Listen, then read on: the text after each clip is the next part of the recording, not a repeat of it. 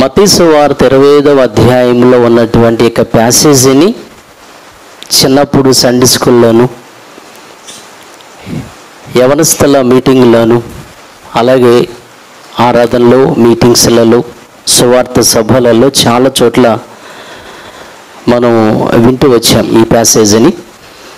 ఈరోజు మన ఆత్మీయ జీవితాలను సరిచేసే ఆ మాటలను మరొకసారి గుర్తు చేసుకోవడానికి ప్రయత్నం చేద్దాం. ఈరోజు చెప్పే పాఠం ఏంటంటే, బుద్ధిమంతులు ఎవరు, బుద్ధిహీనులు ఎవరు అనేటువంటి పాఠము. దీని పేరు యాక్చువల్గా చాలామంది దీన్ని 10 మంది కన్యకులుగా ఈ పాఠాన్ని చెప్పే ప్రయత్నం చేస్తారు. మనం కూడా చాలాసార్లు కూడా వింటాం. ఈరోజు కూడా మనం విందాం. యేసుక్రీస్తు వారు ఆయన భూమి మీద జీవించినటువంటి 33.5 సంవత్సరాలలో 3.5 సంవత్సరాల కాలంలో ఆయన ఎన్నో బోధలు, ప్రసంగాలు, ఎన్నో విషయాలు ఆనాటి సమాజానికి, శిష్యులకు ఆయన చెప్పడం జరిగింది. వీటిలో ఆయన చాలా ఉపమానాలు యేసుక్రీస్తు వారు వారికి చెప్పడం అనేది మనం వింటాం. సుమారుగా ఒక 45 ఉపమానాలు ఆనాటి సమాజానికి, శిష్యులకు యేసుక్రీస్తు వారు చెప్పినట్లుగా మనకు తెలుసు. సో ఉపమానం అంటే ఏంది అనేది మనం గనక ఆలోచన చేస్తే, ఉపమానము అంటే ఏ కంపారిజన్ అంటారు.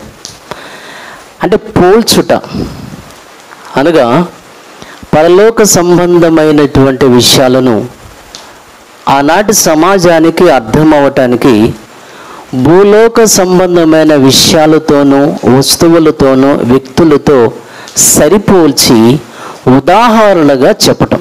వారికి తెలిసిన, వారు చూసిన కొన్ని వస్తువులు, కొన్ని విషయాలు, కొన్ని వ్యక్తుల వారందరినీ కూడా సరిపోల్చుతూ ఉదాహరణగా చెప్పారు యేసుక్రీస్తు వారు. ఎగ్జాంపుల్గా పొలములో దాచబడిన ధనమని, ధాన్యమని, పొట్టని, వెండి నాణేలని, మీనాలని, దేనారాలని, తలాంతులని, అలాగే పక్షులని, మేకలని, గొర్రెలని, అలాగే మరి క్రూరమైన తోడేళ్ళని, పామని, వ్యవసాయదారుడని, కాపరని, పొలంలో విత్తబడినటువంటి విత్తనాలని, గోధుమలని, గొరుగులని, ద్రాక్ష తోటలో అంజూరపు చెట్టని, ఇలా వారికి తెలిసిన, వారికి కనిపించే వస్తువులను, ప్రదేశాలను, వ్యక్తులను, విషయాలని సరిపోల్చుతూ ఉదాహరణగా చెప్పటమే ఉపమానము అన్నారు. ఎందుకు యేసుక్రీస్తు అలా చెప్పారు ఉపమానాలుగా అంటే, ఇదే మత్తయి సువార్త 13వ అధ్యాయం 10. 13వ అధ్యాయము 10 వచనం నుంచి 15 వరకు మీరు రాసుకోవచ్చు. కానీ ఈ ఒక్కటి చదివితే మీకు అర్థమైపోతుంది. మత్తయి సువార్త 13వ అధ్యాయం 10వ వచనం. తరువాత శిష్యులు వచ్చి, నీవు ఉపమాన రీతిగా ఎందుకు వారితో మాట్లాడుచున్నావని ఆయనను అడుగగా, ఎందుకయ్యా నువ్వు ఉపమానాలతో ఈ నీ బోధ చేస్తున్నావు అని చెప్పేసి శిష్యులు అడిగినప్పుడు ఆయన వారితో ఇట్లా, నేను పరలోక రాజ్య మర్మములు ఎరుగుట మీకు అనుగ్రహించబడి ఉన్నది కానీ వారికి అనుగ్రహించబడలేదు. కలిగిన వారికి ఇవ్వబడును, వానికి సమృద్ధి కలుగును, లేని వానికి కలిగినది చెప్పు, వాని యొద్ద నుండి తీసివేయబడును. మరియు వారు చూచుచుండియు చూడరు, వినుచుండియు వినకయు, గ్రహింపకయునున్నారు. ఇందు నిమిత్తము నేను ఉపమాన రీతిగా వారికి బోధించాల్సి వస్తుంది అని చెప్పాడు. ఎందుకయ్యా నువ్వు వారికి ఉపమానంతో బోధలు చేస్తున్నావు అని అంటే, పరలోక రాజ్య మర్మాలు అర్థమవటానికి ఉపమానాలతో చెప్పాను అని చెప్పేసి యేసుక్రీస్తు వారికి మాటలు మనకు అర్థమవుతుంది. ఇలాగ సుమారుగా ఒక 45 వరకు ఆయన ఉపమానాలు ఆనాటి సమాజానికి యేసుక్రీస్తు వారు చెప్పినట్లు మనకు తెలుసు. అలాంటి ఉపమానాలలో ఒక్కటే ఈ ప్యాసేజ్, ఒక ఉపమానం. ఇది ఉపమానం అంటే భవిష్యత్తులో జరిగే విషయాన్ని యేసుక్రీస్తు వారు ఉపమానంగా చెప్పాడు వాళ్ళకి. యేసుక్రీస్తు వారి తన రాకడలో పరిస్థితి ఎలా ఉంటుందో, విశ్వాసాల పరిస్థితి ఎలా ఉంటుందో అనే విషయాన్ని ఆనాటి సమాజానికి అర్థం అవ్వటానికి భవిష్యత్తు విషయాలని ఉపమాన రీతిగా వారికి అర్థం అవ్వటానికి చెప్పినటువంటి విషయమే ఈ 10 మంది కన్యకల ఉపమానము. వీటిలో మనము ఒక్కొక్కటిగా ధ్యానం చేసుకుందాం. వీటిలో ప్రధానంగా మనకి పెండ్లి కుమారుడు, అలాగే కన్యకలు, అలాగే దివిటీలు, సిద్ధే, నూనె, అలాగే పెండ్లి కుమారుని యొక్క రాకడను తెలియపరిచేటువంటి కేక, దూత ద్వారా కేక, ఇవన్నీ కూడా ఈ ప్యాసేజ్లో మనం చూస్తాం. వీటిలో ప్రధానంగా పెండ్లి కుమారుడు. పెండ్లి కుమారుడు అంటే ఎవరు అని మనకు అర్థం అవ్వాలంటే బైబిల్ గ్రంథంలో పెండ్లి కుమారుడు అంటే ఎవరు, ఎవరి గురించి వ్రాయబడింది, ప్రస్తావించబడింది అని కనుక మనం చూస్తే, పెండ్లి కుమారుడు అంటే యేసుక్రీస్తు వారని చాలా వచనాలు ఉంటాయి బైబిల్లో. కానీ ఇవన్నీ కాకుండా ఒక్కటి నేను మీకు చెప్తాను. యోహాను సువార్త 3వ అధ్యాయానికి వద్దాం. పెండ్లి కుమారుడు ఎవరు అనేది క్లారిటీగా మనకు అర్థం అవ్వటానికి దేవుడు బాప్తిస్మిచ్చి యోహాను ద్వారా ఏమి తెలియపరిచాడో మీకు అర్థమవుతుంది. యోహాను సువార్తలో నుంచి దేవుని పిల్లలారా 3వ అధ్యాయం 28 నుంచి, నేను క్రీస్తుని కానని ఆయన కంటే ముందుగా పంపబడిన వాడినే అనియు చెప్పినట్టు మీరే నాకు సాక్షులు. పెండ్లి కుమార్తె గలవాడు పెండ్లి గలవాడు పెండ్లి కుమారుడు. అయితే నిలువబడి పెండ్లి కుమారుని స్వరము వినేటి స్నేహితుడు ఆ పెండ్లి కుమారుని స్వరము విని మిక్కిలి సంతోషించును. ఈ నా సంతోషము పరిపూర్ణమై ఉన్నది. ఆయన హెచ్చవలసి, పెండ్లి కుమారుడు హెచ్చవలసి ఉన్నది, నేను తగ్గవలసి ఉన్నది అని చెప్పేసి ఈయన యేసుక్రీస్తు వారి గురించిన మాటలు మనకు అర్థమైంది. పెండ్లి కుమారుడు అంటే ఎవరో మనకు అర్థమైపోయింది. ఇంకా ఎఫెసీ పత్రికలలో కొన్ని, అలాగే ప్రకటన గ్రంథంలో గొర్రె పిల్ల వివాహము, పెండ్లి కుమారుడు, ఇవన్నీ మనం చూస్తే గొర్రె పిల్ల అంటే యేసుక్రీస్తు వారు కాబట్టి మనకు తెలుసు. కాబట్టి పెండ్లి కుమారుడు అంటే యేసుక్రీస్తు వారు అనే విషయం మనకి ఈ వాక్యం బట్టి మనకి అర్థమవుతుంది. మరి ఇంతకీ పెండ్లి కుమారుడు ఆయనైతే పెండ్లి కుమార్తె ఎవరు అనేది మనకు అర్థం అవ్వాలి. బైబిల్ గ్రంథంలో పెండ్లి కుమార్తె గురించి ప్రకటన గ్రంథంలో అంటే పెండ్లి కుమార్తె, భార్య, కన్యక ఇవన్నీ కూడా సంఘానికి పోల్చబడినట్లుగా చాలా సందర్భాల్లో చూసాం. మనకి తెలిసిన విషయాలే. పెండ్లి కుమార్తె అంటే సంఘం అని, భార్యగా ఎఫెసీ పత్రికలో భార్యగా సంఘాన్ని పోల్చినట్లుగా, అలాగే కన్యకగా సంఘాన్ని పోల్చినట్లుగా మనకు తెలుసు. వీటిలో నుంచి ఒక వాక్యాన్ని కూడా మనం తీసుకొని ముందుకెళ్దాం. 2వ కొరింథీ పత్రిక 11వ అధ్యాయము 2వ వాక్యాన్ని చూద్దాం. దేవాశక్తితో మీ ఎడల ఆసక్తి కలిగి ఉన్నాను. ఎందుకంటే పవిత్రురాలైన కన్యకనుగా ఒక్కడే పురుషునికి అనగా క్రీస్తుకు సమర్పించవలనని మిమ్మును ప్రదానం చేసి తిని అని చెప్పారు. అంటే పెండ్లి కుమారుడైనటువంటి యేసుక్రీస్తు వారికి ప్రధానం చేయబడింది ఎవరంటే సంఘం. కొరింథీ సంఘానికి రాస్తున్నటువంటి విషయం ఇది. ఏమండి, ఒక్కడే పురుషుడైనటువంటి యేసుక్రీస్తు వారికి ప్రధానం చేయబడినటువంటిది కన్యక సంఘం. ఈ విషయం మనం ఎఫెసీ పత్రికలో కూడా మనం చూడొచ్చు. మీకు మళ్ళీ ఎక్కువ మన వాక్యాలు చూసుకుంటూ వెళ్తే మనకు టైం సరిపోదు కాబట్టి ముందుకెళ్దాం. మీరు అర్థం చేసుకోండి, మీకు తెలుసు కాబట్టి. అంటే మీకు ఒక డౌట్ రావచ్చు, ఇక్కడ కన్యక అనుంది కదా, కానీ మత్తయి సువార్త 25వ అధ్యాయంలో కన్యకులు అనుంది కదా అని మనకి వస్తుంది డౌట్. కన్యకులు అంటే సంఘస్థులు అని అర్థం, అంతే. ఎంతమంది అంటే 10 మంది కన్యకులు. అంటే సంఘంలో 10 మందే ఉంటారా? పెండ్లి కుమారుడు యేసుక్రీస్తు వారైతే, కన్యకులు సంఘస్థులు అయితే మరి 10 మందే ఉంటారా? మరి ఇక ఈ సంఘస్థులు అంటే 10 అనేటువంటి సంఖ్య ఎలాంటి సందర్భాలలో బైబిల్లో వాడబడింది, మనము కూడా ఎలాంటి సందర్భాలలో మనం వాడబడతామనేది, అంటే ఫర్ ఎగ్జాంపుల్గా 10 మీనాలు 10 తలాంతులని యేసుక్రీస్తు వారు ఉదాహరణగా అని చెప్తారు.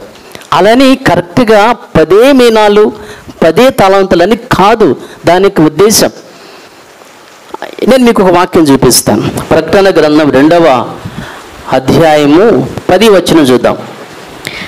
ఇదిగో మీరు శోధింపబడినట్లు అపవాది మీలో కొందరిని చెరలో వేయబోచున్నాడు.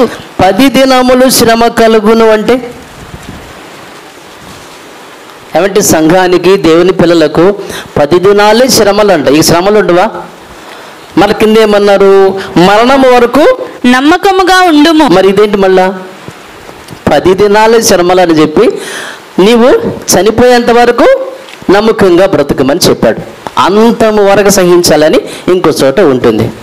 అంటే మనము బ్రతికి ఈ 70 ఏళ్ళు చనిపోయేంత వరకు, 70 లేక 80 ఏళ్ళు ఈ ఆయుష్కాలాన్ని దేవుడు ఒక 10 దినాలతో పోల్చాడంటే కొద్ది దినాలతో పోల్చాడంతే. 10 అనే విషయము, 10 అనే సంఖ్య ఇప్పుడు మీకు అర్థం అవడానికి, ఎవరైనా సరే సహజంగా ఏదైనా ఊరు వెళ్తుంటే ఎక్కడెక్కడ వెళ్తున్నావంటే మా అమ్మాయి తిరిగి వెళ్తున్నాడు అంటాడు. 2 రోజులు ఉంటారంటే 10 రోజులు వస్తాడు అంటాడు. 10 రోజులు ఉంటాను. ఎప్పుడు వస్తారంటే 10 దినాల తర్వాత వస్తాను అంటాడు. అంటే కరెక్ట్గా 10 దినాలు లెక్కేసుకొని 10 దినాల తర్వాతే తను వస్తాడంటే కాదు, ఎగ్జాంపుల్గా సూచాయిగా.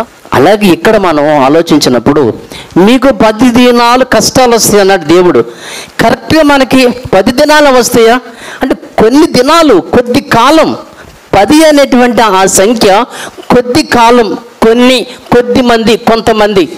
ఇప్పుడు యేసుక్రీస్తు వారు చెప్పిన ఒక విషయం ఏంటంటే, విశాల మార్గాన ప్రవేశించే వాళ్ళేమో అనేకులు ఉంటారు, ఇరుకు మార్గాన ప్రవేశించే వాళ్ళేమో కొద్ది మంది ఉంటారు అని చెప్పాడు. అంటే నిజమైన సంఘానికి వచ్చేవాళ్ళు, యేసుక్రీస్తు వారిని దేవుని కుమారుడిగా నమ్మి బాప్తిసం పొందుకున్న వాళ్ళే విశ్వాసులు.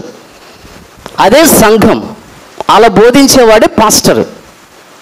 సో అలాంటి వాళ్ళు చాలా కొద్ది మంది. ఇది ఇరుకు మార్గం కాబట్టి ఇరుకు మార్గాన ప్రవేశించే వాళ్ళు కొద్ది మంది. అర్థమవుతుందా? ఇది మీకు అర్థమైతే కాబట్టి అక్కడ 10 మంది కన్యకులు అని అంటే 10 మంది అని కాదు, కొద్ది మంది సంఘం అని. ఎటు సంఘంలో కొద్ది మందే, సర్వసత్యంలోనికి వచ్చేవాళ్ళు కొద్దిమందే కాబట్టి సో 10 మంది కన్యకులు అనే విషయాన్ని అక్కడ వ్రాయబడింది. అది మనకి అర్థమైతే చాలు. ఓకే, పెండ్లి కుమారుడు అంటే మనకి ఎవరు అర్థమైంది. 10 మంది కన్యకులు అని అంటే సంఘం అనే విషయం మనకి యేసుక్రీస్తు వారని దేవుని కుమారుడిగా నమ్మి బాప్తిసాన్ని పొందినటువంటి వాళ్ళే సంఘం. వాళ్ళు కొద్ది మంది, 10 మంది కన్యకులతో సమానం. ఇప్పుడు ఈ యొక్క 10 మంది కన్యకుల దగ్గర దివిటీలు ఉన్నాయి. దివిటీలు అంటే ఏంటి చూస్తే ఇంగ్లీష్ బైబిల్లో ల్యాంప్ అని ఉంటుంది. అంటే అర్థం ఏంటి? దీపము అని అర్థం. అంటే 10 మంది కన్యకుల దగ్గర ల్యాంప్, దీపం ఉంది. అంటే దీపం అనే విషయాన్ని బైబిల్లో ఎక్కడ, ఏ సందర్భంలో వ్రాశారు అని అంటే సామెతల గ్రంథంలోనికి మనం వెళదాం. 20వ అధ్యాయం 27వ వచనాన్ని మనం చూడొచ్చు. నరుని ఆత్మ, మనిషి యొక్క ఆత్మ యెహోవా పెట్టిన దీపము. యెహోవా పెట్టిన దీపము. మన ఆత్మ దేవుడు పెట్టినటువంటి దీపము అని కనుక మనం అనుకుంటే, సో దీపము అనబడే మన ఆత్మ ఏమైంది అంటే ఆరిపోయింది. ఎప్పుడు, ఎలా అని కనుక మనం ఆలోచన చేస్తే ఎఫెసీ పత్రికలో నుంచి 2వ అధ్యాయం 1వ వచనం, మీ అపరాధముల చేతను, పాపముల చేతను మీరు చచ్చిన వారై ఉండగా ఆయన మిమ్మును క్రీస్తుతో కూడా బ్రతికించాను అని. అంటే మన ఆత్మ ఏమైంది అని అంటే చచ్చిపోయింది అంతే. ఎందుకు చచ్చిపోయింది, ఎలా చచ్చిపోయింది అని అంటే మన అపరాధముల చేత, మన పాపముల చేత, చిన్నప్పటి నుంచి మనం చేసిన అతిక్రమాలను బట్టి, మన పాపాలను బట్టి, మనకు దోషాలను బట్టి ఏమైందంటే మన దీపం కాస్త ఆరిపోయింది, అనగా మనం చచ్చిపోయాం. అయితే దీనిని యేసుక్రీస్తు వారు వచ్చి బ్రతికించాడనే మాట ఇక్కడ మనం చూసాం. అంటే ఆరిపోయినటువంటి మన ఆత్మని యేసుక్రీస్తు వారు వెలిగించినట్లుగా ఇంకో చోట మనం చూడొచ్చు. యోహాను సువార్తకి వెళ్దాం ఒకసారి. నేను లోకానికి వెలుగునని యేసుక్రీస్తు వారే ఆయన చెబుతారు. మనిషి యొక్క ఆత్మ దేవుడు పెట్టినటువంటి దీపం కాబట్టి అది కాస్త ఆరిపోయింది. ఆరిపోయినటువంటి దీపాలను యేసుక్రీస్తు వారు వచ్చి వెలిగించినట్లుగా 1వ అధ్యాయము 9 చూద్దాం. యోహాను సువార్తలో నుంచి 1వ అధ్యాయము 9 వాక్యాన్ని చూద్దాం. నిజమైన వెలుగు ఉండెను. నిజమైన వెలుగు, అదే నేను ఈ లోకానికి వెలుగునని యేసుక్రీస్తు వారు ఆయన చెప్పారు కాబట్టి ఓకే. అది ఆయన లోకములోనికి వచ్చుచు ప్రతి మనుష్యుని వెలిగించుచున్నది. ఆయన మరలా ఆయనని వ్రాయబడి ఉంటుంది. సో నిజమైన వెలుగు ఉండెను, అది లోకములోనికి వచ్చుచు ప్రతి మనుషుని వెలిగించుచున్నది. అధ్యాయములు యేసుక్రీస్తు గురించిన ప్రస్తావన మరి ఉంది కాబట్టి ఆయన వాక్యమని, ఆయన వెలుగని, ఆయన గురించి రాయబడ్డటువంటి ఈ అధ్యాయంలో ఇది మనకు అర్థమవుతుంది. అంటే నిజమైన వెలుగు అనబడేటువంటి యేసుక్రీస్తు వారి గురించి మాట్లాడుతూ లోకంలోనికి వచ్చుచు ప్రతి మనుషుని వెలిగించుచున్నదని చెప్పేసి రాయబడి. ఇప్పుడు ఆరిపోయినటువంటి మన ఆత్మలను ఉన్నటువంటి యేసుక్రీస్తు వారు వచ్చి మనందరిని వెలిగించాడు. ఎలా? బాప్తిస్మము ద్వారా. ఎప్పుడైతే ఇక్కడ మనము మారు మనసు పొంది బాప్తిసాన్ని పొందామో ఆ రోజున మనమందరం కూడా ఆరిపోయిన మన దీపాలన్నీ కూడా వెలిగించింది ఎవరయ్యానంటే యేసుక్రీస్తు వారని మనకి ఈజీగా అర్థమైపోయింది. ఇక వాక్యాలను బట్టి అర్థమైందండి. అంటే ఖచ్చితంగా ఎవరైతే మారు మనసు పొంది బాప్తిసాన్ని పొందారో వాళ్ళందరూ వెలిగించబడ్డారు. అందరి దగ్గర దివిటీలు ఉన్నాయి, అందరూ కూడా వెలిగించబడ్డారు అనేది మనకు అర్థమవుతుంది. అంటే ఇక్కడ సంఘంలో 80% వరకు బాప్తిసాలు పొందాం. స్త్రీలు కానివ్వండి, పురుషులు కానివ్వండి, సుమారుగా 80% ఇంచుమించుగా ఆల్మోస్ట్ ఎక్కువ పర్సెంట్గా బాప్తిసం పొందుకున్న వాళ్ళు మన సంఘంలో ఇక్కడ ఉన్నారు. ఇక్కడ దివిటి ల్యాంప్ లైట్ అనేది యేసుక్రీస్తు వారు వచ్చి వెలిగించి వెళ్ళాడు. అయితే ఆ లైట్, ఆ దీపం అనేది నిత్యము వెలుగుచుండాలి. నిత్యము వెలుగుచుండాలి అని అంటే సిద్ధులలో నూనె అనేది ఉండాలి. ఇప్పుడు మనకి కరెంట్ పోయింది, లైట్లు వెలగాలంటే జనరేటర్ వేయాలి, ఆన్ చేయాలంటే అది ఆన్ అవ్వాలంటే పెట్రోల్ ముందు వాళ్ళు దాన్ని ఆన్ చేయాలి. ఆన్ చేసిన తర్వాత ఈ లైట్లు వెలుగుతాయి. సో వెలుగుతున్నటువంటి ఈ లైట్లు నిత్యము వెలుగుతున్నాలంటే జనరేటర్ నిండా డీజిల్ ఉండాలి. జనరేటర్ ఆన్ అవ్వటానికేమో పెట్రోల్ ఉంటే సరిపోతుంది, వెలుగుతుంది. వెలుగుతున్నటువంటి ఇవి నిత్యము వెలగాలి. ఆయిల్ ఉండాలి, నూనె ఉండాలి, డీజిల్ ఉండాలి. అది ఉంటే, దాని నిండా ఉంటేనే ఇది చాలాసేపు మనకు వస్తుంది. కొంచెమే ఉందనుకోండి త్వరగా ఆరిపోతుంది. సో ఇప్పుడు యేసుక్రీస్తు వారి ద్వారా మనమందరము మారు మనసు బాప్తిస్మము ద్వారా మనం వెలిగించబడ్డాం. వెలిగించబడినటువంటి మనకి ఫ్యూయల్ ఏం కావాలి అని అంటే నూనె కావాలి. నూనె సమృద్ధిగా ఉంటేనే మన దీపము నిత్యము వెలిగించబడుతుంది. ఏంటి ఆ నూనె? 2వ పేతురు పత్రికలో నుంచి 1వ అధ్యాయము 19వ వాక్యాన్ని చూడొచ్చు మనం. మరియు ఇంతకంటే స్థిరమైన ప్రవచన వాక్యము, ఇంతకంటే స్థిరమైన ప్రవచన వాక్యము మనకున్నది. తెల్లవారి వేకువ చుక్క మీ హృదయములలో ఉదయించే వరకు ఆ వాక్యము చీకటి గల చోటున వెలిగించు దీపమైనట్టున్నది. చీకటి గల చోటున వెలిగించు దీపమైనట్టున్నది. అంటే దీపము నిత్యము వెలుగుచుండాలి అని అంటే మీకు ఏమర్థం అవ్వాలంటే ఖచ్చితంగా వాక్యం అనేది సమృద్ధిగా మనకు ఉండాలి. 1 పేతురు పత్రిక 2వ అధ్యాయము 3వ వచనం ఒకసారి చూద్దాం. సమస్తమైన దుష్టత్వమును, సమస్తమైన కపటమును, వేషధారణను, అసూయను, సమస్త దూషణ మాటలను మాని క్రొత్తగా మారు మనసు పొంది బాప్తిసం పొంది క్రొత్తగా జన్మించి శిశువులను పోలిన వారై నిర్మలమైన వాక్యమును పాల వలన రక్షణ విషయంలో ఎదుగు నిమిత్తము ఆ పాలను, ఆ వాక్యమును ఆపేక్షించండి అని చెప్పారు. అంటే పిల్లవాడు పుట్టగానే తనకి ఏం కావాలంటే పాలు కావాలి ఎదగటానికి. అలాగే అంటే ఆహారం అనేది అవసరం. ఆ చిన్నపిల్లలప్పుడు పాలు, తర్వాత మరి సెల్లెక్ అని, ఫారెక్స్ అని, అన్నము, పప్పు అని, ఇలా చికెన్, మటన్ అని, ఇక అలా. అంటే మనిషి బ్రతకాలంటే ఏమండి ఇప్పుడు మన శరీరం బ్రతకాలంటే 3 పూట్ల ప్రతిరోజు మనం భోజనం చేయాల్సిందే. ఏమండి, 3 పూటలు ఒక పూట మానేస్తే కొంచెం మనకి ఎక్కడో బలహీనంగా అనిపించినట్టు అనిపిస్తుంది. ఒక పూటే మనం తింటే అసలు రోజంతా మానేస్తే, ఎప్పుడైనా మీరు రోజంతా భోజనం మానేశారా? మనకు ముందే రేపు ఉపవాసం అన్నాం అనుకోండి, ఇక రాత్రి నిద్ర పట్టడం సరి కదా, కాళ్ళు చేతులు మొత్తం లాగేస్తాయి మనకి. ఒక్కరోజు తినకపోతేనే బలహీన పడిపోతామా? 2 దినాలు 3 దినాలు 1 వారం మానేస్తే చచ్చిపోం దెబ్బకి. అంటే తిండి లేకపోతే చస్తాం కదా, తిండి లేకపోతే పిల్లాడికి పాలు లేకపోతే చస్తాడు, మనకి ఆహారం లేకపోతే చస్తాం. మన శరీరం నిత్యము బ్రతకాలనే దానికి ఆహారం అవసరం అనుకుంటే, ఆత్మ అనబడేటువంటి మనము నిత్యము జీవించాలి, నిత్యము వెలిగించబడుతూ ఉండాలి. మనకి దీపాలు నిత్యము వెలిగించబడాలంటే దానికి ఫ్యూయల్ ఏంటంటే, దానికి ఆయిల్ ఏంటంటే, దానికి నూనె ఏంటంటే, దానికి డీజిల్ ఏంటంటే వాక్యము. వాక్యం అనేది సమృద్ధిగా ఉంటేనే దీపము నిత్యము వెలుగుతుంది. వాక్యం అనేది సమృద్ధిగా లేకపోతే ఆరిపోతాము. సో యేసుక్రీస్తు వారి ద్వారా మనం అందరం వెలిగించబడ్డాము. ఇప్పుడు వెలిగించబడినటువంటి మనము నిత్యము వెలిగించబడాలి అని అంటే మన హృదయమైన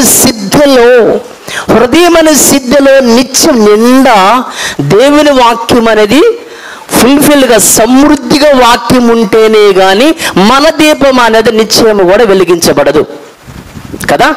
అలా అయితే ఇప్పుడు మీలో ఎంతమందికి సమృద్ధిగా మీ హృదయం నిండా సిద్ధుల నిండా వాక్యం ఉంది? నూనె లేకపోతే దీపం మారిపోతుంది అని యేసుక్రీస్తు వారు చెప్పినట్లుగా, హృదయం నిండా వాక్యం లేకపోతే మరి మన దీపం సంగతి ఏంటి? మన సిద్ధుల నిండా సమృద్ధిగా మనకు వాక్యం ఉందా అని అంటే, వారంలో ఒక్కరోజు వచ్చే వాళ్ళకి సమృద్ధిగా వాక్యం ఎలా ఉంటుందండి? వారానికి ఒక్కసారి అదే కుదిరితే, ఆదివారం రోజున డ్యూటీ లేకపోతే, ఉద్యోగం లేకపోతే, ఊరి ప్రయాణం లేకపోతే, ఏ ఫంక్షన్ లేకపోతే, ఏ కార్యక్రమానికి లేకపోతే, ఆదివారం సెలవు అయితే ఫ్రీగా ఉంటే, ఖాళీగా ఉంటే, ఏదో ఫార్మాలిటీగా చర్చికి వెళ్ళి కాసేపు విన్నామా వచ్చామా, ఇలాంటి వాళ్ళ దగ్గర సమృద్ధిగా వాక్యం ఎందుకు ఉంటుంది? కొంచెమే ఉంది. మారు మనస్సు పొంది బాప్తిసం అయితే పొందాం, కానీ నిత్యము వాక్యం వినటానికి, సమృద్ధి అయిన వాక్యాన్ని అంగీకరించడానికి మనకు టైం లేదు. Busy, we're so busy. ఏదో ఒక పని అంతేనండి.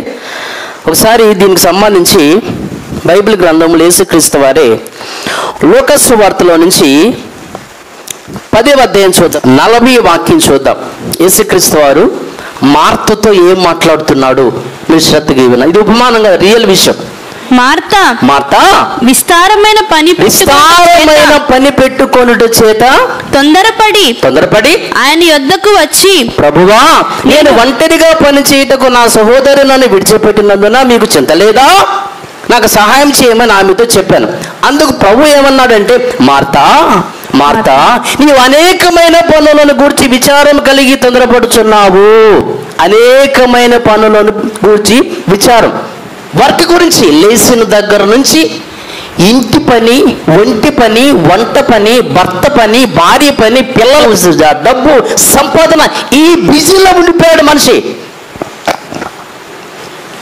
లెక్సిన దగ్గర నుంచి నువ్వు భర్త, పిల్లలు, భార్య, ఇల్లు, వాకిల్లి, ఉద్యోగం, వ్యాపారం, స్కూలు, కాలేజ్ అంటున్నావంటే నువ్వు ఒక మార్తము అంతే. సో ఇంత బిజీగా ఇన్ని పనుల్లో ఉండి నువ్వు విచారం కలిగి ఉన్నావు, కానీ నీ సహోదరి ఏం చేస్తుందంట? ఏమండి? అవసరమైనది ఒక్కటే మరియా ఉత్తమమైన దానిని ఏర్పరచుకొనేను అని చెప్పాడు. అమ్మా, నువ్వు ఇంత బిజీగా ఉన్నావు, కానీ వీటన్నిటికన్నా అవసరమైనది, ఉత్తమమైనది ఒక్కటే అని చెప్పాడు. ఏందా ఒక్కటి? సహోదరి ఎంచుకుంది.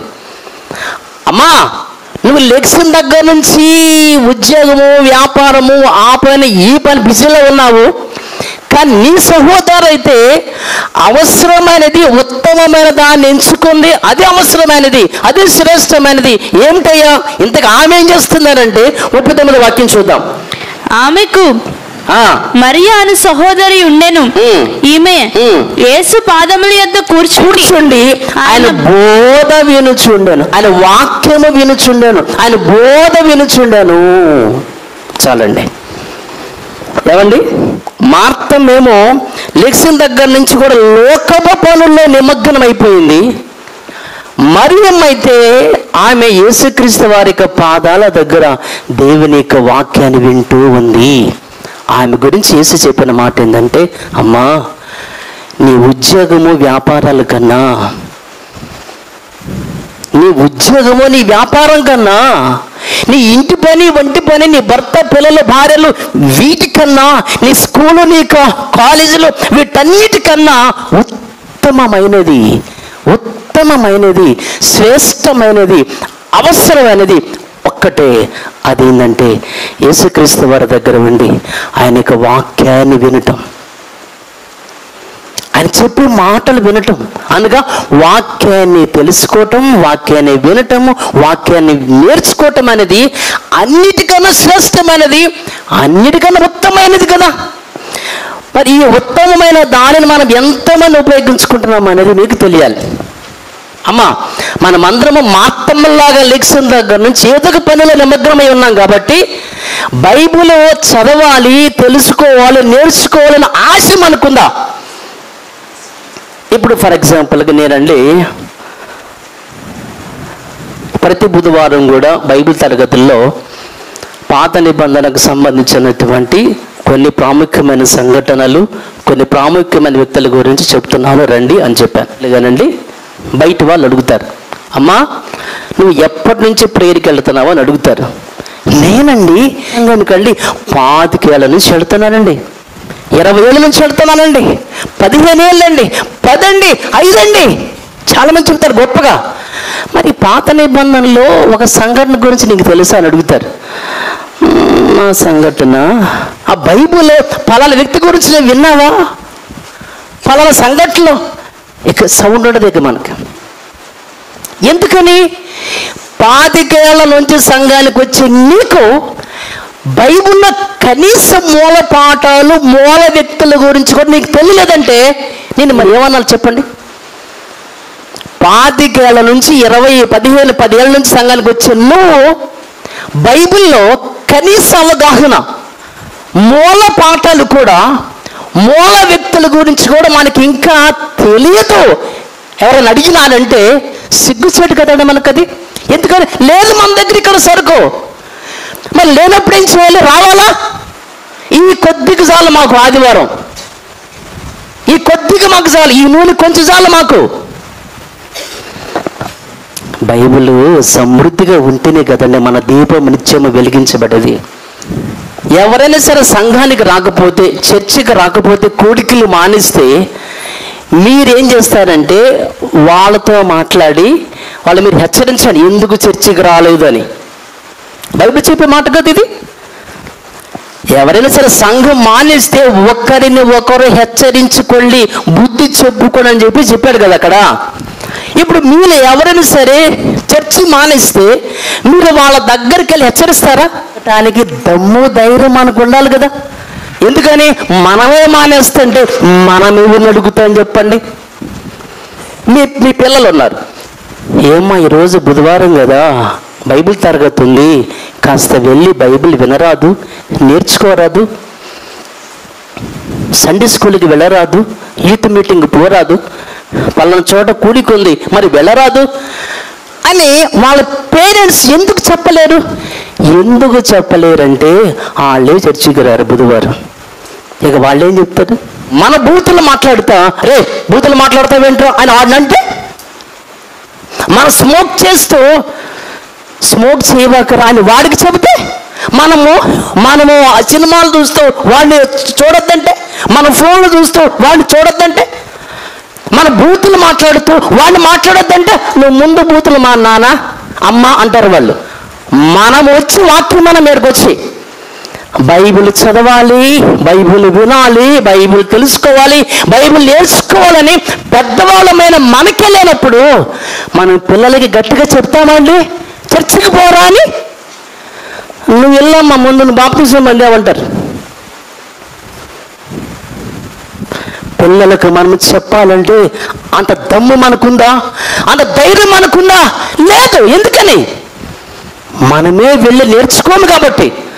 ఇక్కడ విషయం ఎంత ఉంటే సరిపోతుందా మనకి? ఆదివారం ఒక్కరోజు కాసేపు వాక్యం, కొద్ది నూనె అంటే మీకు చాలా. ఏం చేస్తామండి చెప్పండి? ఏం చేస్తాం ఇంటి దగ్గర ఉండి? 2వ సమూయేలు గ్రంథంలో నుంచి 11:11 ఉంటుంది. ఊరియా గురించి దావీదు అన్న మాట ఏంటంటే, ఊరియా యుద్ధంలో నుంచి ఆయనని పిలిపించి, నువ్వు యుద్ధానికి వద్దులే కానీ ఇంటికి వెళ్ళి నీ భార్యతో ఈ రాత్రి మంచి భోజన పానీయాలు చేసి, మంచి ఫుడ్ పంపిస్తాలే, భోజన పానీయాలు చేసుకుంటూ భార్యతో ఉండి రాత్రి అంటాడు దావీదు. అబ్బా, ఊరి ఎంత గొప్ప మాట మాట్లాడతాడండి. అయ్యా, దేవుని యొక్క మనస్సుము యుద్ధ భూమిలో గుడారాల మధ్య ఉంది. ఇశ్రాయేలీయులు, యూదులందరూ కూడా యుద్ధ భూమిలో ఉన్నారు. వాళ్ళందరూ కూడా నేను ఇంటికి వెళ్ళి నా భార్యతో కొలుగుతూ ఉండాలా, అన్నపానాలతో ఉండి యెహోవా ప్రాణము తోడు నేను ఆ పని చేయనన్నాడండి. ఎంత గొప్ప వ్యక్తి అసలైనా.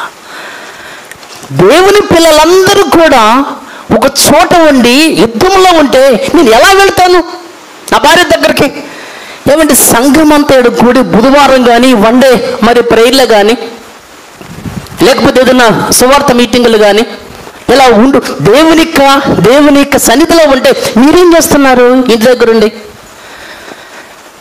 ఏం చేస్తారంటే, కొంతమంది పిల్లలతో పచ్చిసలాడుతూ ఉంటారు. ఇక్కడ ప్రేయర్ జరుగుతూ ఉంటే పచ్చిసలాడుతూ ఉంటారు, స్టార్లు ఆడుతూ ఉంటారు, సీతారాములు ఆడుతూ ఉంటారు. ఇవేమి లేకపోతే సినిమాలు, సీరియల్ చూస్తూ ఉంటారు. అది లేకపోతే ఫోన్ చూస్తూ ఉంటారు. ఏమండి? అరే, నేను మారు మనసు పొందేనే, బాప్తిజం పొందేనే, సంఘానికి వెళ్ళాలి, కేవలం ఆదివారం వినే వాక్యం నాకు సరిపోదు, నేను వెళ్ళాలి, నేను సమృద్ధిగా వాక్యాన్ని వినాలి, తెలుసుకోవాలి, నేర్చుకోవాలి, లేకపోతే నా దీపం మారిపోతుంది. అసలు ఆసక్తి ఉందండి అసలు?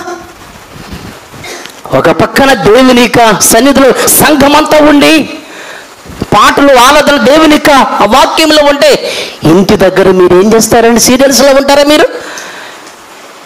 ఇలాంటి బ్యాచ్కి ఆదివారం వినే వాక్యమే సరిపోతుంది. ఆ కొంచెం ఎప్పుడో ఆరిపోయింది. ఇప్పుడు దాకా ఆదివారం మాత్రమే వచ్చి వాక్యం వినే వాళ్ళకి ఎవరికి కూడా దీపములో ఆయిల్ ఉండదు. ఆయిల్ లేకపోతే దీపం ఏమైపోతుంది? ఆరిపోతుంది. హెబ్రీ పత్రిక 6వ అధ్యాయము వచనం 4 చూద్దాం. ఒకసారి వెలిగించబడి పరలోక సంబంధమైన వరమును రుచి చూసి పరిశుద్ధాత్మలో పాలివారై దేవుని దివ్య వాక్యమును రాబో యుగ సంబంధమైన శక్తుల ప్రభావం అనుభవించిన తర్వాత తప్పిపోయిన వారు, బాప్తిసం పొంది వెలిగించబడిన వాళ్ళు, తప్పిపోయిన వారు తమ విషయంలో దేవుని కుమారుని మరలా సిలువేసి బాహాటముగా ఆయనను అవమానపరుచుచున్నారు గనుక మారు మనసు పొందినట్లు అట్టి వారిని మరలా నూతనపరచుట అసాధ్యం. వెలిగించబడినటువంటి వాళ్ళు, వారిలో వాక్యమైన నూనె సమృద్ధిగా లేకపోవటం వలన ఆరిపోయిన పరిస్థితి. ఎంతమంది దీపాలు ఆరిపోయినాయో ఒక్కసారి ఎవరికి వారికి మీరు పరీక్షించుకోండి. ఈరోజు దేవుని పిల్లలారా, ఎందుకు చెప్తున్నాను, ఏ ఉద్దేశంతో మాట్లాడుతున్నాను? మీ ఆత్మల గురించి కాదా నా యొక్క తాపత్రయము? ఒక్కసారి మీకు మీరుగా పరీక్షించుకోండి. బాప్తిసం పొంది వెలిగించబడ్డ నేను వెలుగుతూ ఉన్నానా, ఆరిపోయాననేది మీకు అర్థమైపోతుంది. వెలిగించబడ్డ వాళ్ళ పరిస్థితి ఏమైంది? ఇప్పుడు ఆరిపోయింది. అలాంటి వాళ్ళని మరలా తిరిగి నూతన పరచుట అసాధ్యం. అంటే ఇక వాళ్ళకి ఎవరు ఏం చెప్పలేరు. ఇక వాళ్ళు వినరు. ఇక వాళ్ళ మార్చడం చాలా కష్టం. ఇంకా ఎందుకని? ఎందుకనంటే జీవించుచున్నామన్న పేరు వారికి ఉంది కానీ వాళ్ళు చచ్చిపోయారని చెప్పాడు బైబిల్లో 3:1 ప్రకటనలో.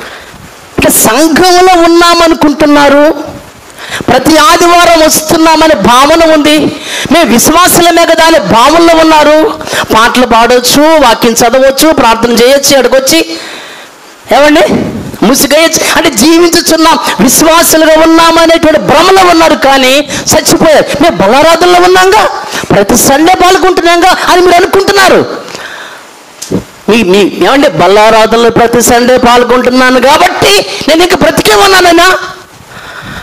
దానికి బైబిల్లో ఉన్న విషయం ఏంటంటే మీరు అయోగ్యముగా బలలో పాల్గొంటున్నారు కాబట్టి మొదట బలహీనత, తర్వాత రోగము, తర్వాత చస్తారని చెప్పాడు. మీరు బలలో పాల్గొంటున్నారని భ్రమలో మీరు ఉన్నారు, కానీ మీరు ఆల్మోస్ట్ కొంతమంది చచ్చిపోయారు. జీవించుచున్నామన్న పేరైతే మీకుంది కానీ మీరు ఆల్మోస్ట్ కొంతమంది చచ్చిపోయారు. ఇక చచ్చిపోయిన వాడికి ఏం చెప్తే వింటాడు? మనిషి చనిపోయారండి, చచ్చిన శవం ముందుకెళ్ళి నా అని ఏడుతూ ఉంటారు కదండి కొంతమంది. ఎంత ఏడ్చినా వినపడదు కదా, చచ్చిపోయాడుగా. చచ్చిపోయిన వాడి దగ్గరికి వెళ్ళి గగ్గోలు పెడితే వాడికి వినపడుతుగా. నా ఇంకా చూడనా అంటది, ఏడుస్తూ ఆ అమ్మాయి.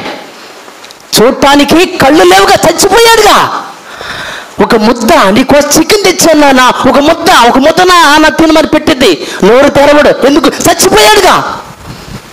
నాన్న ఇదిగో నీ మనవడు వచ్చాడు, రాగానే వాటేసుకుంటావుగా నాన్న, ఇదిగో వాటేసుకో. చేతులు పని చేయవు, చెవులు పని చేయవు, కళ్ళు పని చేయవు, నోరు పని చేయదు, చేతులు పని చేయవు. ఎందుకని? చచ్చాడు కాబట్టి. చచ్చిన వాడు ముందు శంఖం ఊస్తే ఏం ఉపయోగం? ఇక్కడ కొంతమంది చచ్చిన శవాలు ఉన్నారు. ఓపెన్గా మాట్లాడుతున్నాను. చచ్చిన శవాలు ఉన్నారు కాబట్టి నేను గగ్గోలు పెట్టినా, పెద్దగా అరిచినా, ఏడ్చినా, ఖండించినా, బుద్ధి చెప్పిన, హెచ్చరించినా సరే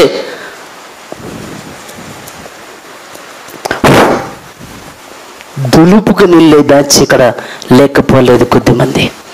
ఎందుకు? వాళ్ళ దీపం ఆల్మోస్ట్ ఆరిపోయింది, వాళ్ళ ఆత్మ ఆల్రెడీ చచ్చిపోయింది. అందుకని ఎంత అరు, కేకలు పెట్టు, భయంకరమైన వర్తమానం చెప్పు, చలనమేముండదు. చచ్చిన వాడికి గిచ్చు, గిల్లు, బెల్ట్తో బాదు. ఏమండి కొంతమంది అంటే హార్ట్ స్ట్రోక్ వస్తుందన్న టైంలో చేయాల్సిన సిపిఆర్ కానీ ఏమన్నా టాబ్లెట్లు కానీ ఇవన్నీ వేస్తే ఏమైనా కొద్ది గొప్ప తిరిగి కోలుకొని బ్రతికే అవకాశం ఉంటుంది. కానీ పూర్తిగా గుళ్ళేకపోతే, పైగా పర్టికులర్గా ఇంత టైంలోపు ఆ యొక్క సిపిఆర్ చేయాలి. ఆ సమయం కనుక దాటితే నువ్వు ఎన్ని సిపిఆర్లన్నా చేయి, సెట్ అవ్వదు. హార్ట్ ఆగిపోయింది అనేట 2 minutes లోపు చేస్తేనే బ్రతికే ఛాన్స్ ఉంటుంది, అందరికీ ఉండదు అది. ఇన్ కేస్ దేవుని నేను మీకు చాలాసార్లు కూడా చెప్తున్న మాటలు మీకు అర్థం అవ్వట్లేదండి. క్యాన్సర్ అనేది స్టార్టింగ్ స్టేజ్లో ఉన్నప్పుడే మీరు బాగు చేసుకోండి అమ్మా. ముళ్ళు చిన్నగా ఉన్నప్పుడే దాన్ని తీసేసుకోండి, లేకపోతే సెప్టిక్ అయ్యి మీరు తీసివేసుకోవాలన్నంత ప్రమాదంలో మీరు వెళ్ళిపోతారని చెప్పాడు. క్యాన్సర్ కూడా ప్రారంభ స్టేజ్లో ఉన్నప్పుడు దాన్ని మీరు బాగు చేసుకోవాలి. అది కనుక ముదిరిపోయిందనుకో ఇక డాక్టర్ ఏమంటాడు, నా వల్ల కాదుంటాడు. ఇంకా ఎందుకని ఈమెకు వాడాల్సిన మందులన్నీ వాడాను, కేసు ముదిరిపోయింది. ఇక్కడ ఇక ఏ మందు పనిచేయదు. యేసురాజు సంఘం అని ఇక్కడ ఈ హాస్పిటల్లో బైబిల్ డాక్టర్ నేను నీకు చేయాల్సిన ట్రీట్మెంట్ అంతా చేస్తున్నా. ఎంత ట్రీట్మెంట్ చేస్తున్నా, ఇన్ని వాక్యాలు చెప్తున్నా, ఇన్ని ప్రసంగాలు చేస్తున్నా, ఖండించినా, గద్దించినా, సిపిఆర్లు చేసినా ఇంకా మీరు లేవట్లేదంటే మీరు ఏ చర్చి కనబండి సెట్ అవ్వరు ఇక మీరు. ఎందుకంటే ఇది అపోలో హాస్పిటల్ లాంటిది. ఎక్కడే బాగుపడని వ్యక్తి ఎక్కడ బాగుపడడు, ఎక్కడ సరవని వ్యక్తి నువ్వు ఏ చర్చికైనా వెళ్ళు, ఛాలెంజ్. బాగైతే నా దగ్గరే బాగవాలా, ఈ హాస్పిటల్లోనే బాగవాలా, ఎక్కడ ఇంక బాగవరు మీరు. మీకు చెయ్యాల్సిన ట్రీట్మెంట్ అంతా చేసి ఇక నా వల్ల కాదని చేతులెత్తే పరిస్థితి నాకు వచ్చిందా? కొంతమంది గురించి మాత్రమే సుమా. అంటే క్యాన్సర్ ముదిరిపోయిందా? ముదిరిపోయింది కాబట్టి ఎన్నన్నా చెప్పు, ఏమన్నా చెప్పు, ఎంతైనా బోధించు, అరువు కేకలు పెట్టు, ఏమన్నా చేయి, అస్సలు చాలైనా ఉండదు. ఇక్కడ ఆల్మోస్ట్ డెడ్. నీవు చచ్చిపోయావన్న సంగతి నీకే తెలీదు. నీ దీపము ఆరిపోయిందన్న సంగతి నీకే తెలీదు. వెలుగులో ఉన్నాననుకుంటున్నాం మనం, జీవించుచున్నానన్న పేరు ఉంది నీకు, కానీ చచ్చిపోయి ఎప్పుడో. ఒక్కసారి పరిశీలించుకోండి దేవుని పిల్లలారా. ఎవరికి వారికి స్వపరీక్ష. బాప్తిసం పొందేం లేక చాలనుకుంటున్నావా? కేవలము నమ్ముకొని పర్లోకం వచ్చిద్దా? వచ్చిద్దా? వచ్చిద్దా? బాప్తిసం పొందే వచ్చిద్దా? నమ్మితే పరలోకం రాదు, బాప్తిసం పొందే పరలోకం రాదు. అంతము వరకు సహించాలి కదా. సహించాలంటే లోపల సమృద్ధైన వాక్యం నూనె ఉండాలిగా. నూనె ఉండాలంటే, వాక్యం ఉండాలంటే ప్రతి కుడికి రావాలిగా. మరి వస్తున్నామా? ఆదివారం కుదిరితే సెలవు కాబట్టి, ఏ ఫంక్షన్ లేకపోతే, ఏ కార్యక్రమం, ఇలాంటి వాళ్ళకి బైబిల్ అర్థమవుతాడండి, దేవుడు అర్థమవుతాడు. చలనం లేదు ఇక్కడ. ఎంతైనా అరువు కేకలు పెట్టు. చచ్చిపోయారు కొంతమంది ఇక్కడ, అందుకే చలనం లేదు ఇక్కడ, చలనం లేదు. ఇలాంటి వాళ్ళకి దేవుడు పెట్టిన పేరు చెప్పనా? దేవుడిచ్చిన సర్టిఫికెట్ చెప్పనా? బుద్ధిహీనుడు, బుద్ధి లేనివాడు. ఆత్మ గురించి దేవుడు మాట్లాడుతున్నాడు, మీ మనసులతో మాట్లాడుతున్నాడు. మత్తయి సువార్త 7:24 చూద్దాం. కాబట్టి ఈ నా మాటలు విని, యేసుక్రీస్తు వారు చెప్తున్న మాట, ఈ నా మాటలు విని, ఈ నా వాక్యాలు విని, ఈ నా బోధలు విని, ఈ నా ప్రసంగాలు విని వాటి చొప్పున చేయు ప్రతి వాడును బండ మీద తన ఇల్లు కట్టుకొనిన బుద్ధిమంతుడు. 26 తరగా మరియు ఈ నా మాటలు విని, ఈ నా మాటలు విని వాటి చొప్పున చేయని ప్రతి వాడు ఇసుక మీద తన ఇల్లు కట్టుకున్న బుద్ధిహీనుడు. ఇప్పుడు మీకు అర్థమైంది బుద్ధిగల కన్యకలు ఎవరు, బుద్ధి లేని కన్యకలు ఎవరు. మీకు ఇప్పుడు అర్థమైపోయింది. దేవుని పిల్లలారా, నీవు బుద్ధిగల కన్యకవా, బుద్ధి లేని కన్యకవా? బుద్ధిమంతురాలవా, బుద్ధి లేని దానివా? బుద్ధిమంతుడైతే వాక్యాన్ని విని దాని ప్రకారంగా బ్రతుకుని సరి చేసుకుని బ్రతుకుతాడు. బుద్ధి లేని వాడైతే వాక్యాన్ని వింటాడు, దాని ప్రకారంగా బ్రతకడు. ఎంతమంది ఇక్కడ వాక్యానుసారంగా బ్రతకడానికి ప్రయత్నం చేస్తున్నారో వాళ్ళు బుద్ధిమంతులు, బుద్ధిగల కన్యకులు. ఎంతమంది వాక్యాన్ని విని అలా బ్రతకట్లేదో వాళ్ళు బుద్ధి లేని కన్యకులు. గోధుమలు గొడుగులు ఒకే చోటు ఎలా ఉంటాయో కలిసి బుద్ధి గల వాళ్ళు, బుద్ధి లేని వాళ్ళు, బుద్ధి గల కన్యకులు, బుద్ధి లేని కన్యకులు, బుద్ధిమంతులు, బుద్ధి లేని ఒకే సంఘంలో ఉంటారు. బుద్ధిమంతులైతే వాక్యాన్ని విన్న దాని ప్రకారంగా బ్రతకడానికి ప్రయత్నం చేస్తారు. ఇక నుంచి అయినా చర్చి మానకూడదండి, బుధవారం మానకూడదు. బైబిల్ నేర్చుకోవడానికి రావాలి, కూడికలకి వెళ్ళాలి, సంఘానికి వెళ్ళాలి, చర్చికి వెళ్ళాలి. ఏమండి, మనం వస్తేనే కదండి మన పిల్లలు వచ్చేది. మీరు వస్తేనే కదండి మీకు భార్య భర్త మరి వచ్చేది. మీకు ఇందక్కడ చెప్పాను, హెచ్చరిస్తున్నామండి. అసలు మనం అంటే చర్చికి పిల్లలు వెళ్ళకపోతే అసలు మనం ఎందుకు చర్చికి వెళ్ళవనే ఆ దమ్ము మనకుందండి ఈ రోజున. నేను మీకు సమయంలో ఒక మాట చెప్తానండి. సంఘము అంటే యేసుక్రీస్తు వారికి శరీరం. ఇప్పుడు నీ పిల్లలు కూడా సంఘంలో అనగా శరీరంలో పార్ట్ ఆఫ్ ది బాడీ. నేను యేసుక్రీస్తు వారికి చెయ్యి అయితే నా కొడుకు మరొక చెయ్యి. ఇప్పుడు నేను నిమ్మిని చర్చికి వెళ్ళకుండా ఆఫ్ చేయించాను అనుకో, యేసుక్రీస్తు అనబడేటువంటి శరీరంలో నుంచి ఒక చేతిని కోసి అక్కడ పడేసానని అర్థం. Attempt murder. ఎంత కేసు అవుతున్నది అది? ఎంత కేసు అవుతున్నది? నేను నా కొడుకుని శరీరం అనబడే సంఘంలో నుంచి, సంఘం అనే శరీరంలో నుంచి వెళ్ళనీయకుండా ఆపేసాననుకో, చర్చికి రానికుండా, సండే స్కూల్కి రానికుండా ఆపేసాననుకో, అటెంప్ట్ మర్డర్ కింద కేసు బుక్ అవుతుంది నీ మీద. ఎందుకు? నీ కొడుకును చర్చికి రానికుండా క్రీస్తు అనే శరీరానికి దూరం చేశావు, అవయవాన్ని దూరం చేశావు, బాడీ నుంచి దూరం చేశావు. అటెంప్ట్ మర్డర్ కేసు కింద నిన్ను బొక్కలో చేయాలి లోకానుసారంగా భాషల్లో మాట్లాడితే. ఎంత కేసు అది, ఎంత కేసు అది. మన పిల్లల్ని చర్చికి దూరం చేస్తామా? చర్చికి పిల్లలు కనుక వెళ్ళకపోతే వెళ్ళండిరా, బైబుల్ నేర్చుకోండిరా, తెలుసుకోండిరా అనే దమ్మసలు మనకుందండి. మన ఎందుకని మనమే వెళ్ళం కాబట్టి మనమే వెళ్ళట్లేదు. ఒక భార్య తన భర్తకు చెప్పిద్దా? ఒక భర్త తనకి భార్యకు చెప్తాడా వెళ్ళమని? మనమే వెళ్ళనప్పుడు మనం ఏం చెప్తాం వాళ్ళకి చెప్పండి? మనము దూరం అయిపోతూ, పిల్లలను దూరం చేస్తూ, వాక్యాన్ని చదవనీయకుండా, తెలుసుకోనీయకుండా, విననీయకుండా, నేర్చుకోనీయకుండా బుద్ధిహీనుల యొక్క జాబితాలోనికి మీరు వెళ్ళిపోయారు, మీ పిల్లలు కూడా వెళ్ళిపోయారు.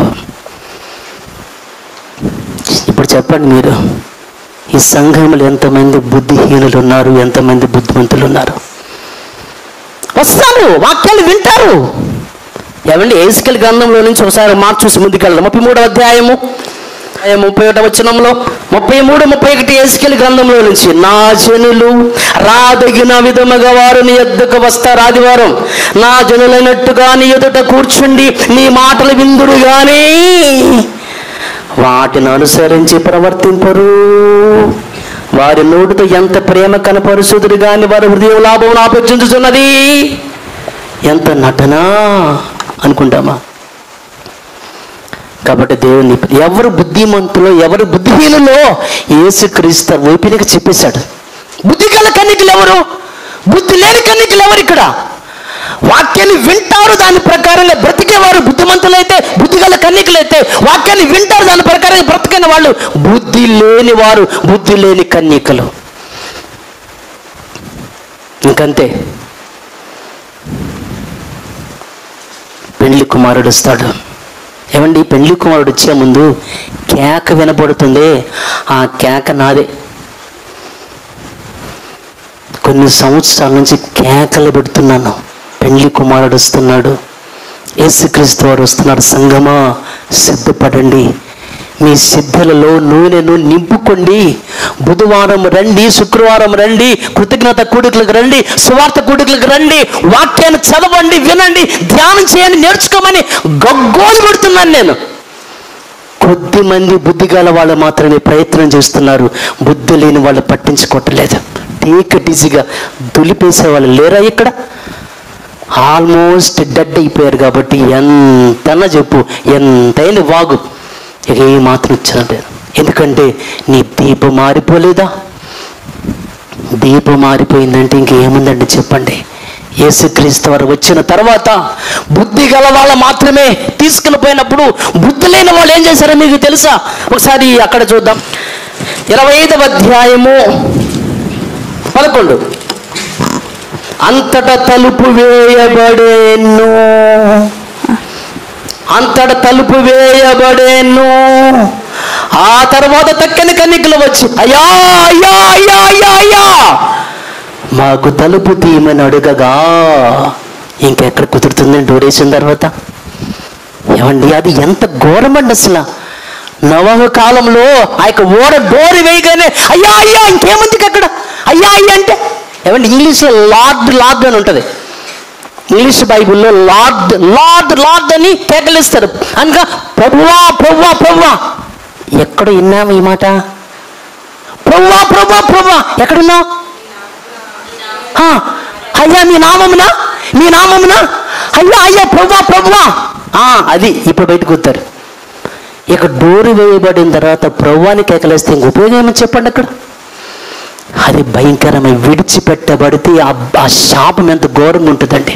ఆ పరిస్థితి ఎలా ఉంటుందండి? ఆ చీకటి ఎలా ఉంటుంది చెప్పనా? ఎలా ఉంటుంది? యేసుక్రీస్తు ఒక మాట చెప్పాడు. మత్తయి సువార్త 6వ అధ్యాయము 23 చూద్దాం. మత్తయి సువార్త 6:23. నీ కన్ను చెడినదైతే నీ దేహమంతయు చీకటి మయమై ఉండును. నీలోనున్న వెలుగు చీకటి అయి ఉండిన ఎడల ఆ చీకటి ఎంతో ఎంతో గొప్పదంటే ఏమండి, ఆది కాండంలో మనం చూస్తాం నరుల యొక్క పాపం గొప్పదంటే ఏంది? భయంకరమైనది. నీలో ఉన్న వెలుగు ఆరిపోతే ఆ చీకటినే భయంకరమైనది. అమ్మో, మారు మనసు పొంది బాప్తిసం పొంది వెలిగించబడ్డ నేను, నా దీపం ఆరిపోతే ఆ చీకటి ఉందే, ఆ అంధకారం ఉందే, అమ్మో అది భయంకరమైనది. అది పగవాడి కూడా ఆ భయంకరమైన ఉగ్రత రాకూడదు. నరకం అంటే ఏమనుకున్నారండి? విడిచిపెట్టబడ్డమంటే ఏమనుకున్నారండి మీరు? ఏమనుకున్నది? పాతాళం అంటే ఏమన్నా? దెయ్యాలు వణికిపోతున్నాయి అంటే ఎంత నిర్లక్ష్యం మనకి ఇక్కడ.